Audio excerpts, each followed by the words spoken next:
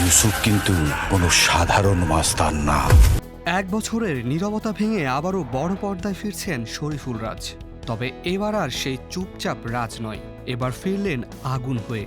ফিরে এলেন ইউসুফ নামে এক গ্যাংস্টারের চরিত্রে, যিনি রক্তের বন্যা বইয়ে দুধ দিয়ে গোসল করেন। 2022 সালে পরাণ দিয়ে রাজ ঝড় তুলেছিলেন, হাওয়ায় দিয়েছিলেন হিটের হাওয়া।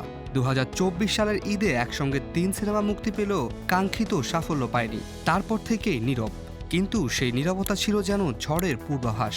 রাজ নিজেও হয়তো বুঝেছিলেন এবার দরকার এক জ্বালাময়ী প্রত্যাবর্তন, আর সেই প্রত্যাবর্তনেরই নাম ইনসাফ। এটা সিনেমা। পরিচালক সঞ্জয় সমাদ্দারের স্টাইলে এবার রাজকে দেখা যাবে আরও রাফ, আরও টাফ, আরও বুনো রূপে। সদ্য প্রকাশিত ট্রেলারে ধরা দিয়েছে তার ভয়ঙ্কর রূপ, যেখানে আইন তার হাতে, বিচার তার খুশি, আর ইনসাফ তার রক্তে লেখা এক শপথ। এই সিনেমা থাকছে আরও চমক। টিভি পর্দার প্রিয় মুখ তাসনিয়া ফারিন এবার পুলিশ অফিসার। এটা হতে যাচ্ছে ফারিনের তৃতীয় সিনেমা, কিন্তু সম্ভবত এইটি তার সবচেয়ে অ্যাটিটিউড ভরা রোল। কিন্তু আসল চমক কোথায় জানেন? মোশাররফ করিম।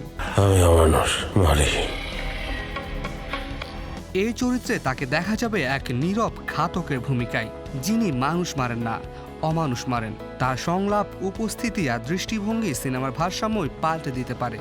ইনসাফ ট্রেলার শুধু অ্যাকশন বা সংলাপ নয়, মনস্তাত্ত্বিক স্তরেও বার্তা ছুড়ে দিয়েছে। ভালো মানুষ হতে গেলে একদিন অসম্মানিত হতেই হবে, এই প্রশ্নের উত্তর নিয়ে হয়তো এগুবে গল্প।